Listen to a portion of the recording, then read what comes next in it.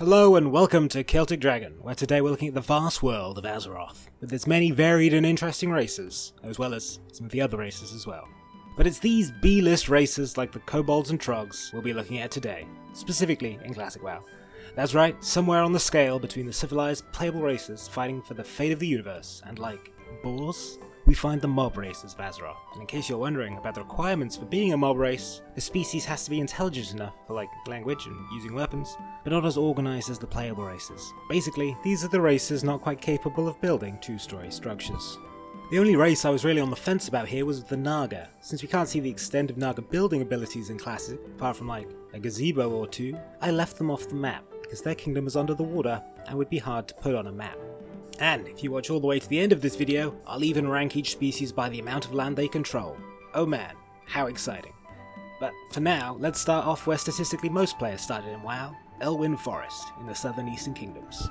It's pretty clear this is one of the first zones Blizzard worked on, as this is the only place you can find Murlocs and Kobolds without a clan name in front of them, just generic store-brand Murlocs and Kobolds.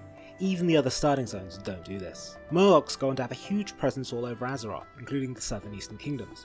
However, Kobolds run out pretty quickly after about level 7, and are replaced with the Gnolls, whose biggest presence on the whole planet is right around here, pretty much covering all of Westfall and Redridge and large portions of Elwyn. The next race you're likely to bump into is the Ogres. They're also pretty big around these parts. I mean, it makes sense, since this was the first place they arrived after coming through the Dark Portal with the Orcs, though quite a few of them can be found on Kalimdor as well. They really got just all over.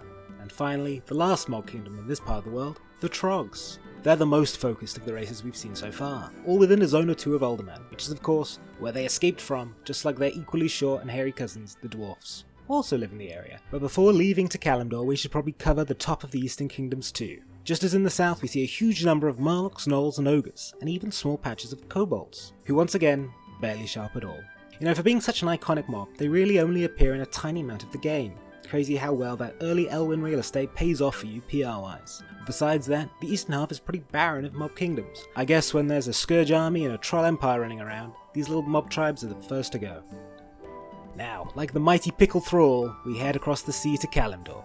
There's actually a pretty big split between the mobs of each continent, but only in one direction, with all the mobs found in the eastern kingdoms being found in Kalimdor too, except for the Trogs. But none of the more Kalimdor-focused mob, like the Centaurs, Quillboars, Harpies and Furbolgs, can be found anywhere except Kalimdor. Could this be because, much like in our world when the humans arrived in the Eastern Kingdoms, they hunted these mobs to extinction? All I can say to that is, Lamau, maybe. So let's start at the top of Kalimdor, where it's pretty much all just trees, Furbolgs and Murlocs, with a single patch of Harpies and Teldrassil. Well, at least there was a patch of Harpies and Teldrassil, back in Classic.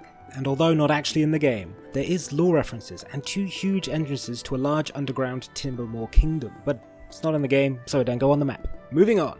The middle of Kalimdor has an awful lot of plains, and this suits the mobs that live there just fine, with Centaurs and Quillboars and Harpies making up the majority of them. Though scattered throughout, you can also find all the mobs we know and love from the Eastern Kingdoms too. This is by far the most mob-heavy part of the world.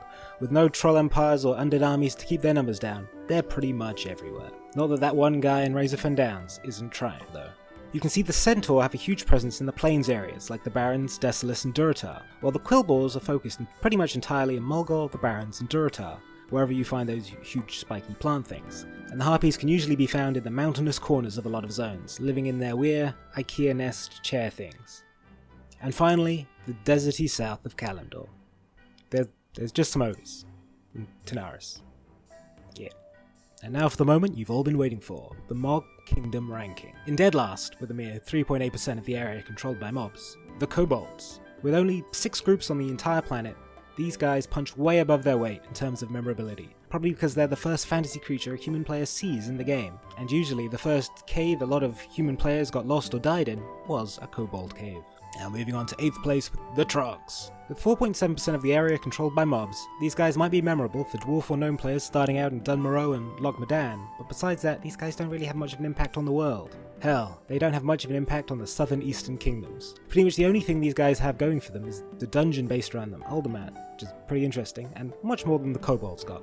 And now, 7th place, the Harpies. These feathery fiends control 6.7% of the area controlled by mobs, and are pretty unremarkable as far as mobs go. No dungeons or zones where they're dominant, just pretty spread out groups of...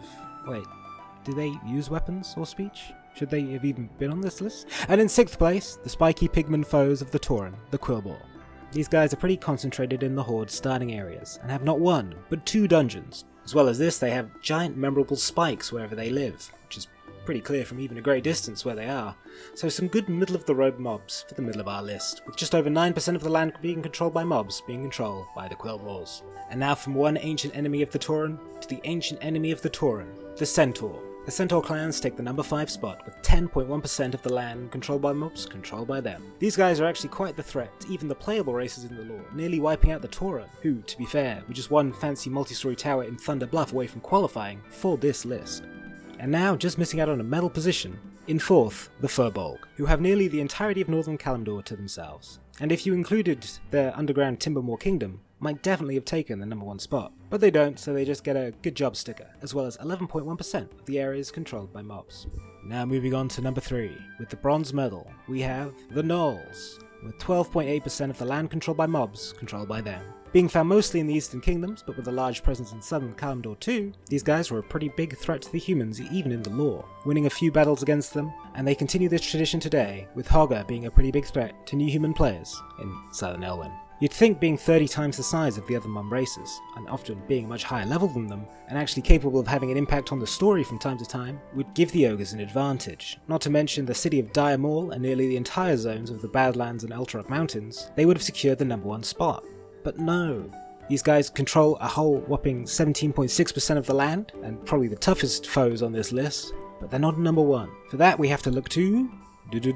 first place. Could it be anyone else? With nearly a quarter of all the land belonging to mobs belonging to these guys, the Murlocs take the gold, with 23.4% of the land area owned by mobs owned by Murlocs. These guys are probably the most iconic mobs in classic WoW, with a distinctive yell and a dominance over all that is damp and soggy.